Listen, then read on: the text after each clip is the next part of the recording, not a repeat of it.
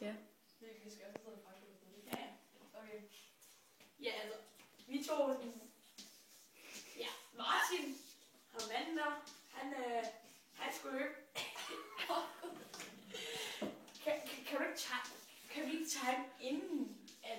Nej.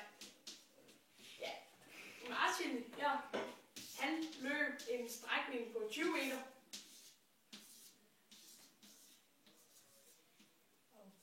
Og det gør han på 5,37 sekunder.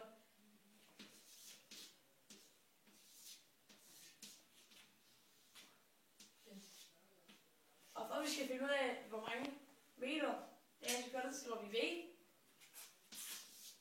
Lige med S. Divideret med T. Ja. Og så, det var så 3,72 meter i sekundet. Og så ganger vi med 3,6. For at finde ud af, hvor mange kilometer i timen det var. Hvad fanden var det?